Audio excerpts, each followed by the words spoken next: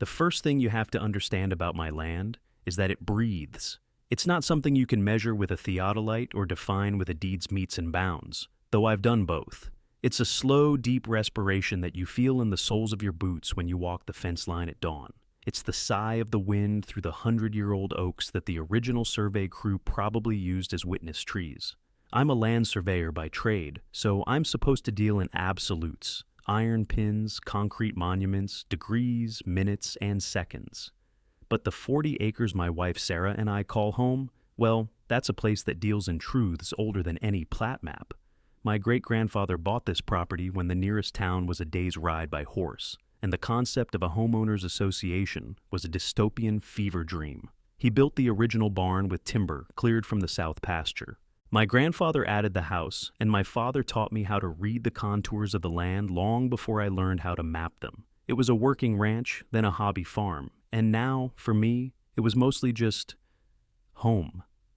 A sanctuary of rust and renewal. The main barn listed slightly to the port, a proud old ship sailing through a sea of grass. Fences were mended with whatever was on hand, creating a patchwork history of wire and wood. An old tractor, a magnificent beast of faded green and oxidized steel, sat under an oak, not abandoned, but retired. It had earned its rest.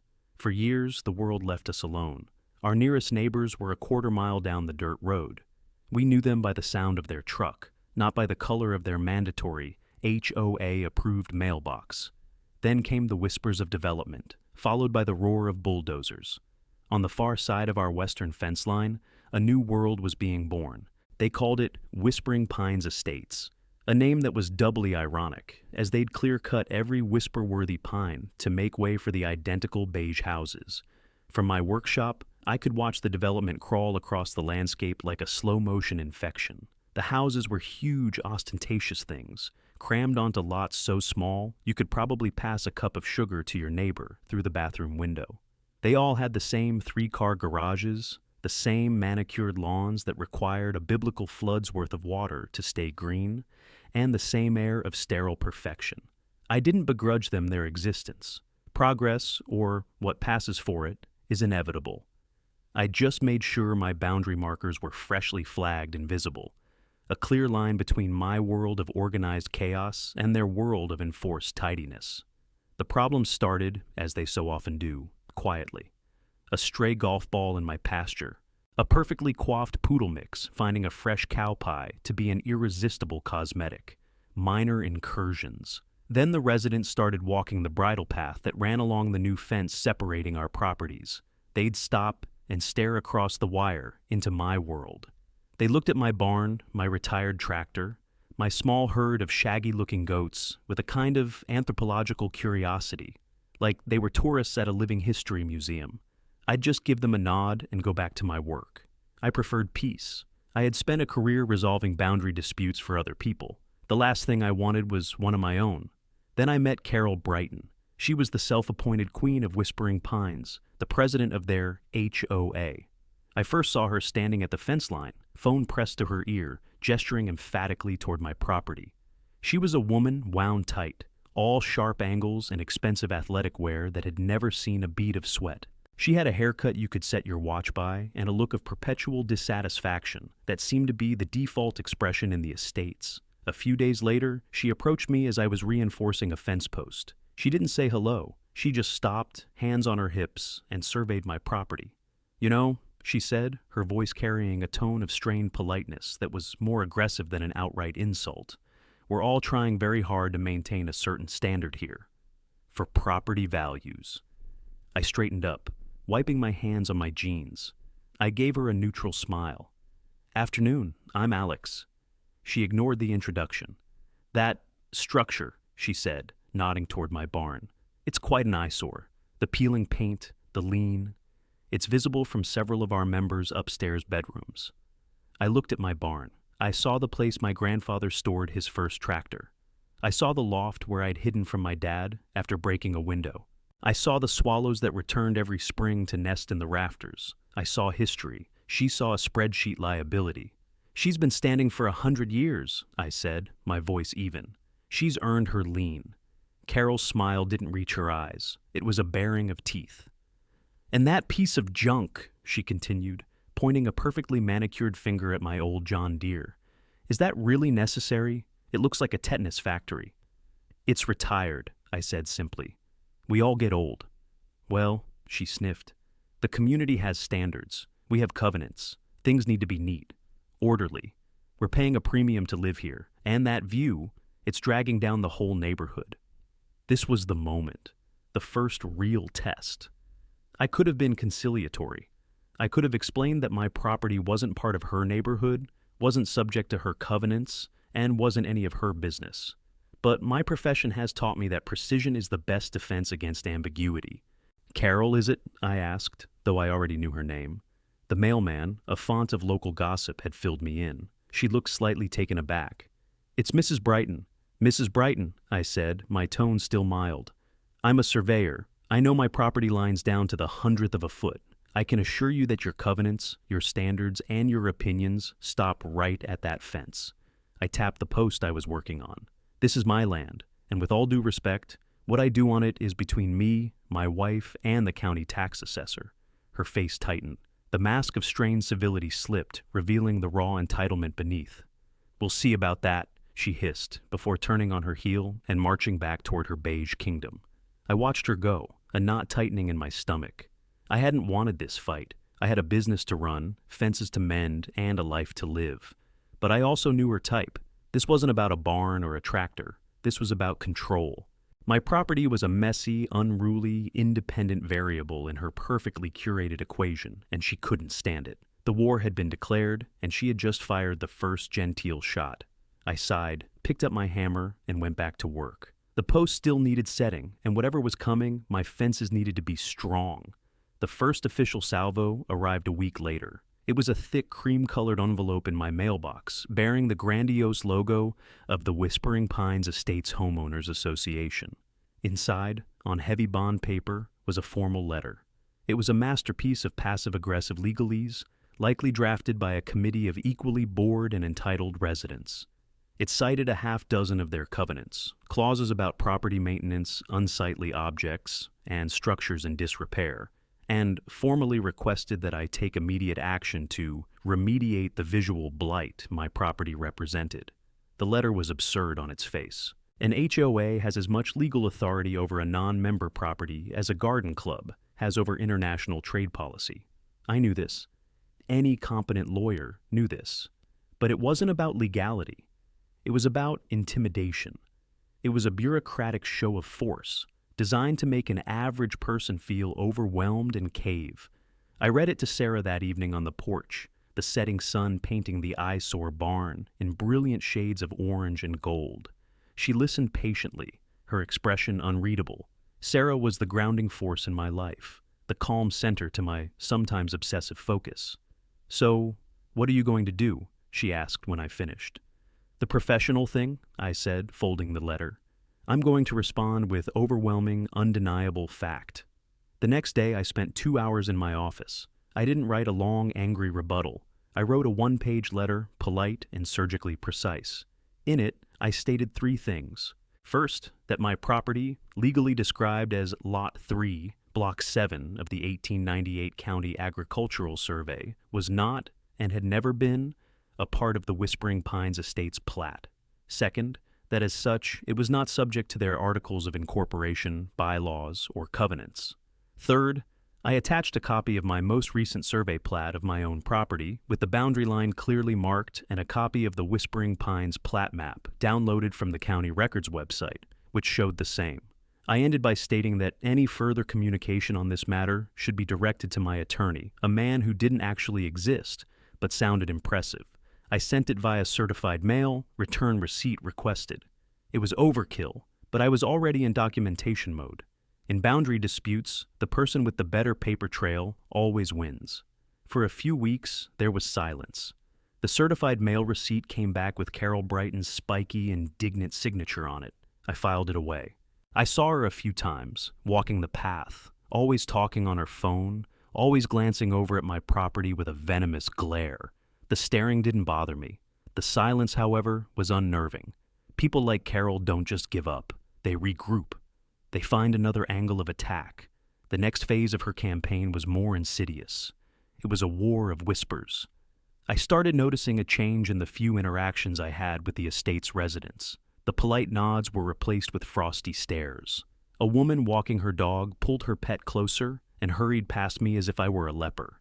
One afternoon, a car full of teenagers slowed down as they drove past my front gate and yelled something about a junkyard before speeding off. It was petty juvenile stuff, but it was calculated. Carol was painting a narrative, casting me as the uncooperative, trashy neighbor who was single-handedly destroying their suburban paradise. The real escalation came from the county. The first notice was from code enforcement, taped to my front gate. It was a notice of potential violation, citing an anonymous complaint. The alleged violations were hilariously vague: unsecured scrap materials, inoperable vehicles, and dilapidated structures. My retired tractor, a pile of leftover fencing material neatly stacked behind the workshop, and my historic barn. I called the number on the notice.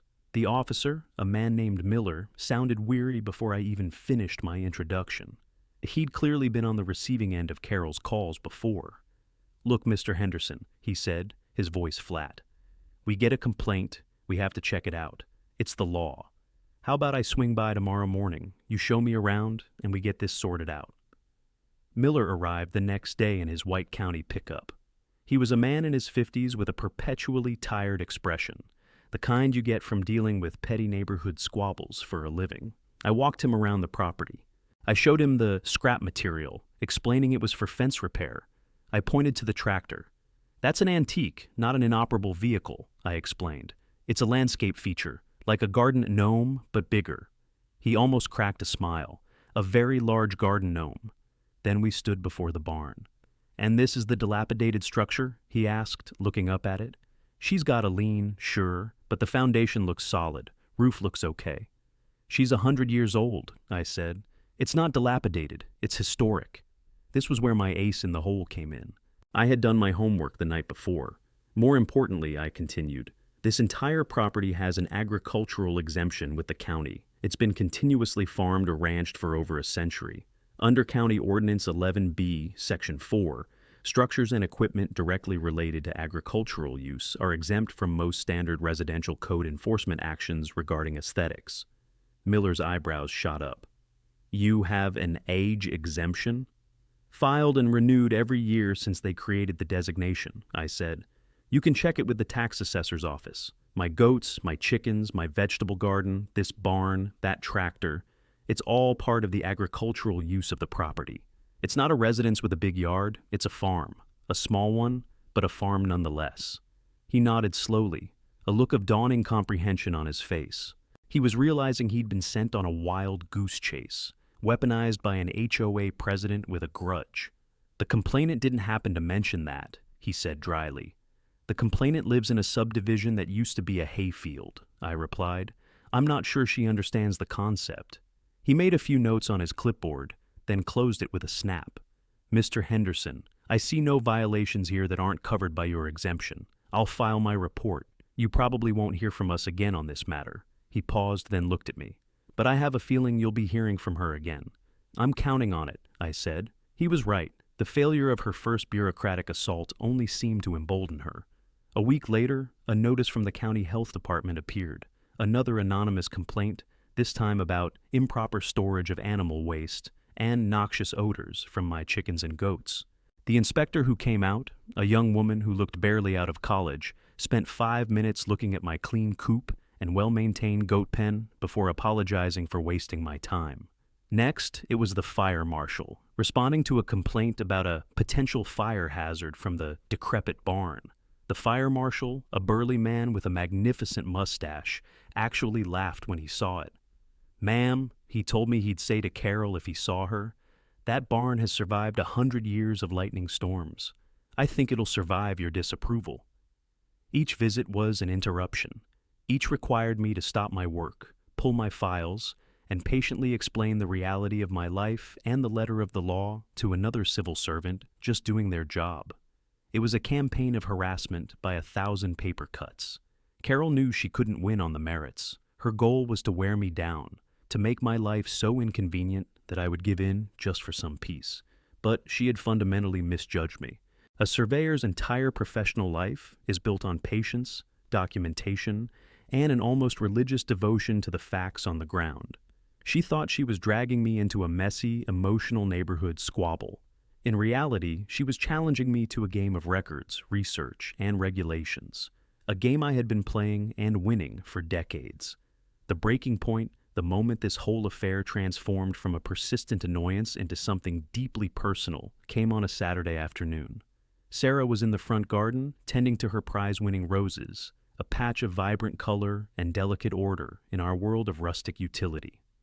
I was in my workshop, cleaning and oiling some of my surveying equipment. The day was quiet, the air warm.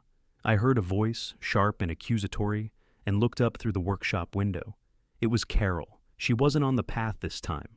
She had come through my front gate, which was always open, and was marching across my lawn towards Sarah. She was holding her phone up, recording.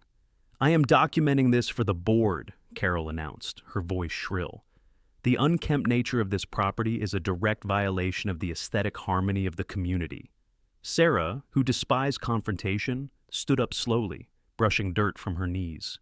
"Excuse me," she said, her voice trembling slightly. "This is private property. You need to leave."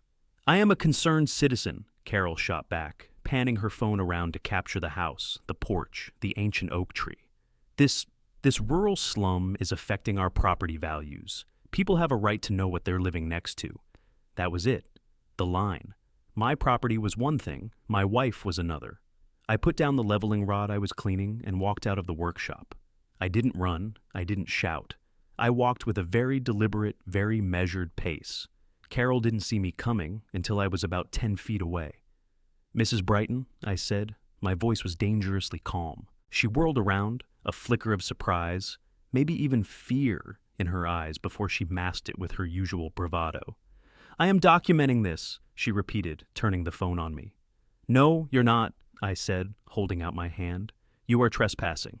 You have been asked to leave. You will do so now, and you will delete that video.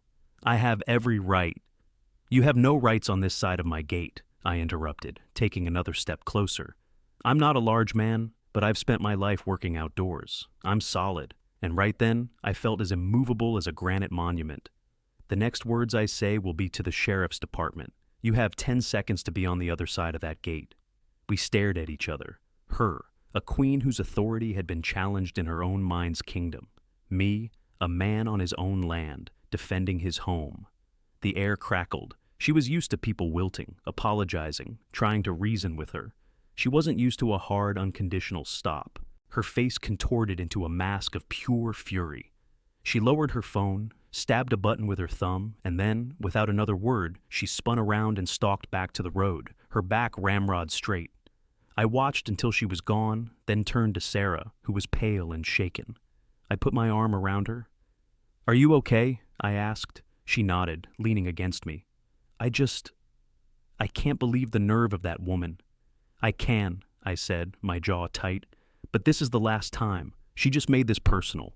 That night, I couldn't sleep. I lay in bed, staring at the ceiling, the quiet anger churning in my gut.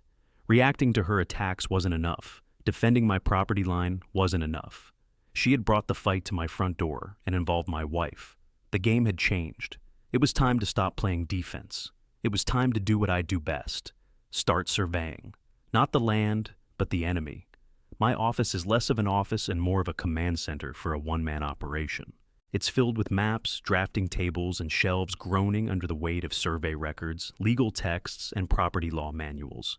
On one wall, there's a massive framed aerial photograph of my 40 acres, taken a decade ago, before Whispering Pines was a glimmer in a developer's eye. That night, after Sarah had gone to sleep, I went into my office, turned on the desk lamp, and started my own file.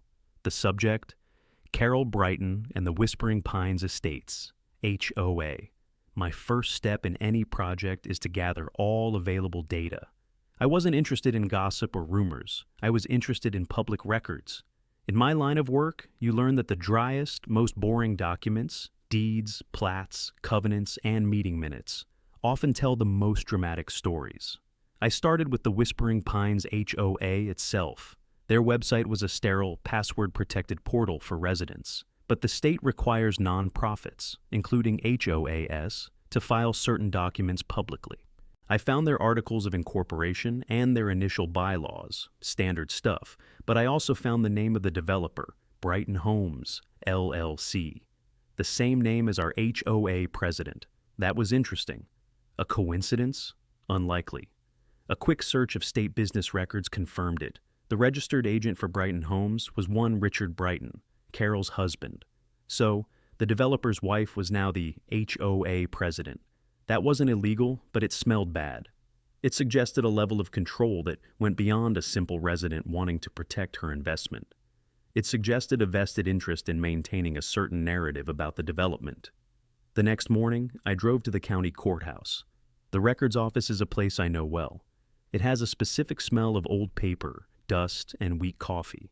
Most people find it intimidating and confusing, a labyrinth of binders and microfilm. To me, it's a library of secrets. I started by pulling the master plat for Whispering Pines Estates. I unrolled the huge sheet of paper on a table. It was a beautiful piece of drafting, a web of lines and numbers defining the world Carol was so desperate to protect. I spent an hour just studying it, comparing the approved plans with the satellite imagery from the county's GIS mapping system. I was looking for discrepancies, for the little mistakes and shortcuts that developers often take. And I found one. It was small but significant. On the back corner of the development, where the land sloped down toward a creek, the plat map showed a 20-foot wide drainage and utility easement. This is a critical piece of infrastructure, a designated channel for stormwater runoff. But on the satellite view, I could see that several of the houses on that edge of the property had built their fences right up to the property line, and in a couple of cases, it looked like patios and landscaping extended well into that easement.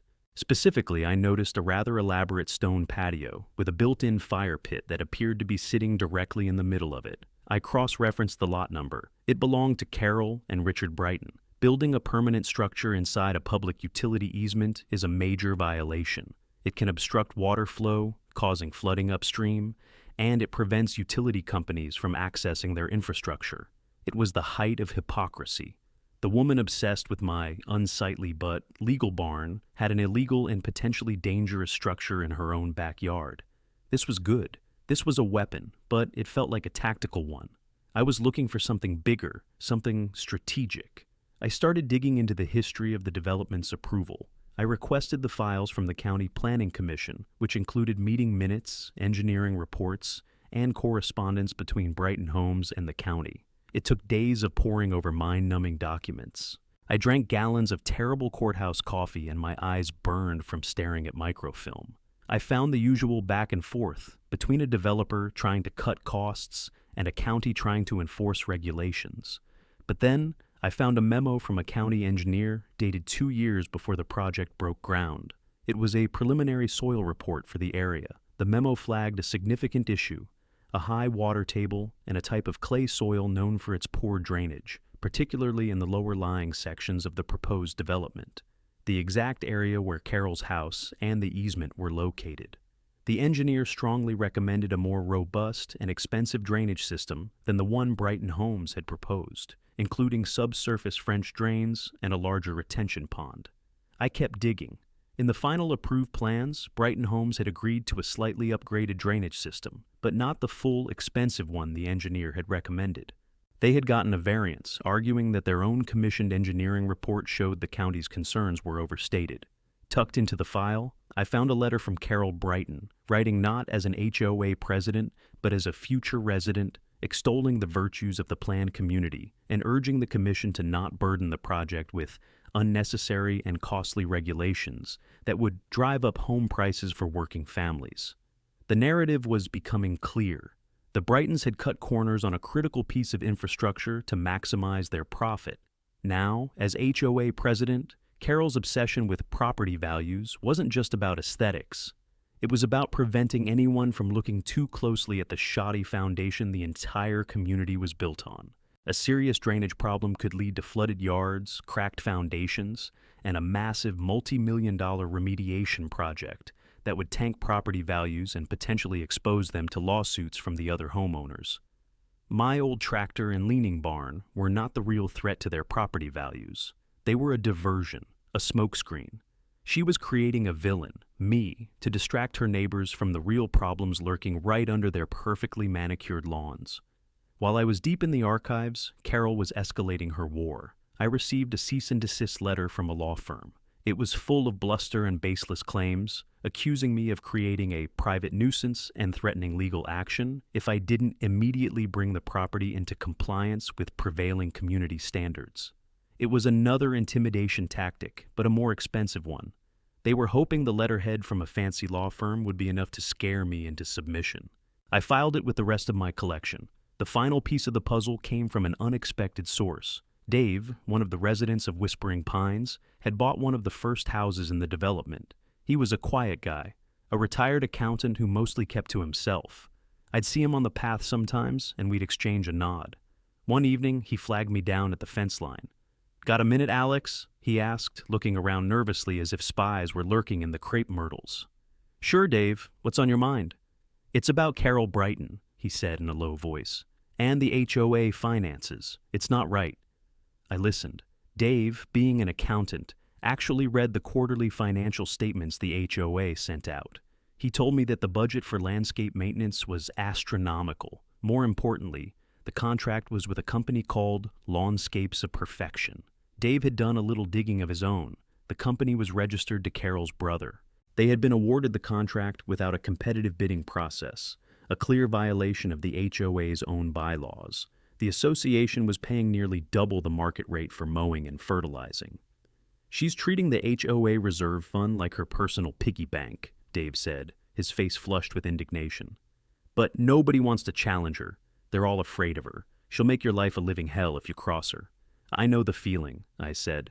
I told Dave what I had found, about the easement, the drainage issues, her husband being the developer. As I laid it all out, I could see the anger in his eyes being replaced by a steely resolve. He had suspected corruption, but he didn't know the scope of it. "The annual HOA meeting is in 2 weeks," he said, his mind clearly working. "It's usually a formality. She reads a pre-written speech, nobody asks any questions, and the meeting is adjourned in 20 minutes. "Maybe this year will be different," I suggested. We talked for another hour, leaning against the fence that separated our two worlds, formulating a plan. I would be the researcher, the provider of documented facts. He would be the inside man, the member in good standing who had the right to stand up and speak at the meeting. I spent the next week compiling my findings into a neat, undeniable package. I made copies of the plat maps, highlighting the easement. I printed the county engineer's memo and the minutes from the planning commission meeting. I made a clear, concise timeline of the development's approval process. I gave the entire package to Dave, along with a summary sheet of talking points. It was a surveyor's report on the structural integrity of their community. And it was devastating. The night of the annual meeting, I wasn't there, of course. I was in my workshop trying to focus on repairing a piece of equipment. But my mind was a million miles away in the Whispering Pines Community Center. Sarah made me dinner, but I could barely eat. The trap was set. All we could do was wait and see if Carol would walk into it. Dave called me around 9 o'clock. "You are not going to believe this," he said, and I could hear the giddy excitement in his voice. He described the scene. The meeting started as expected.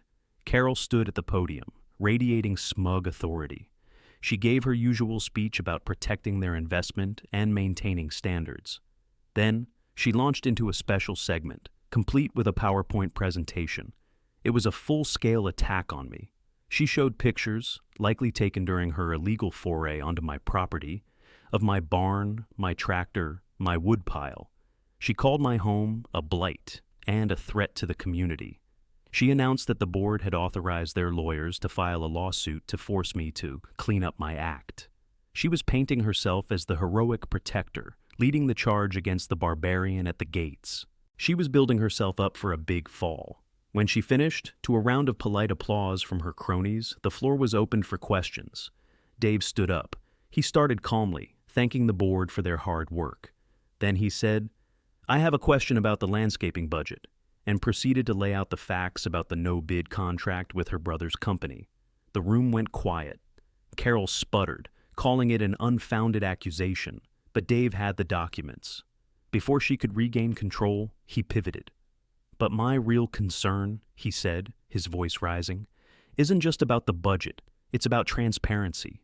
It's about potential conflicts of interest that go back to the very beginning of this development. And then he walked them through it. He brought up the fact that Carol's husband was the developer. He showed them the plat map with the drainage easement. He held up a blown-up photo taken from his own backyard, showing the illegal patio on the Brightons' property.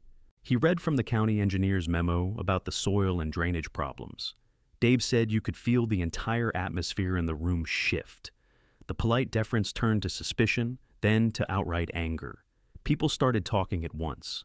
A man in the back stood up and shouted that he'd had water in his crawl space for 2 years and had been told it was a landscaping issue. A woman near the front said she had seen the Brightons' patio being built and had wondered about it. The questions started flying, not at me, but at Carol. Why wasn't the easement being enforced? Why hadn't they been told about the engineer's report? Was the entire drainage system faulty? Who was going to pay for it when it inevitably failed? According to Dave, Carol completely fell apart. Her authority was built on a carefully constructed facade of competence and righteousness. When faced with documented facts, she had no defense. She stammered, she blustered, she called Dave a liar, she accused him of being my pawn. But the evidence was undeniable, laid out for everyone to see. Her power evaporated in a matter of minutes. Her husband, Richard, who had been sitting in the front row looking smug, tried to intervene, but the residents shouted him down. The meeting descended into chaos. People were yelling, demanding Carol's resignation, demanding an independent audit of the finances, demanding an engineering study of the drainage system. The lawsuit against me was forgotten, a ridiculous sideshow in the face of this massive systemic deception. The war was over. I hadn't fired a shot. I had simply surveyed the battlefield and handed the map to the right person. The fallout was swift and brutal. Within a week, the entire HOA board, including Carol, had resigned in disgrace. An interim board was formed, led by Dave. They immediately canceled the contract with Lawnscapes of Perfection and opened the books for a full forensic audit.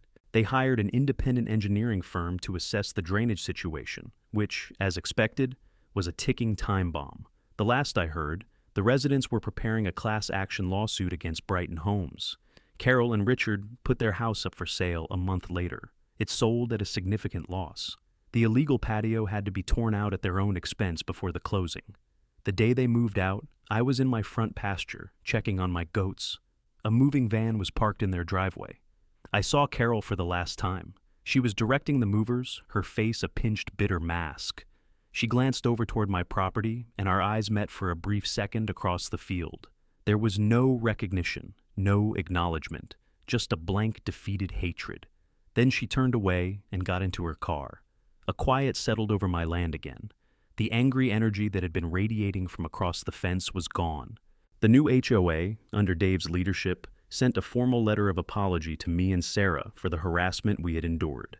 They had more important things to worry about now. Real problems, not imaginary ones manufactured to prop up a petty tyrant's ego. One evening, Sarah and I were sitting on the porch, watching the fireflies begin their nightly dance. The air was cool and smelled of freshly cut hay from a neighbor's field. "It's finally over," she said softly. "It is," I agreed. "You know," she said, turning to me, "you never once raised your voice. You never got ugly. You just beat her with facts." I thought about that for a moment. "My dad used to say you can't argue with an iron pin," I said. "You can yell at it, you can get mad at it, but at the end of the day it's still there, marking the corner. All I did was find the pins." The Eyesore barn stood silhouetted against the deepening twilight, its familiar lean a comforting presence. The retired tractor rested under its oak tree, a monument to a life of honest work. This land, with all its imperfections and history, was my iron pin. It was the absolute truth in a world of manufactured appearances and convenient lies.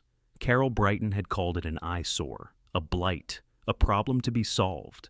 But my agricultural exemption, the legal shield that protected my way of life, called it something else. It called it productive. It called it essential. It called it home. And in the end, that was the only definition that mattered. The quiet returned, deeper and more appreciated than before. The land took a slow, deep breath, and I finally felt like I could breathe along with it.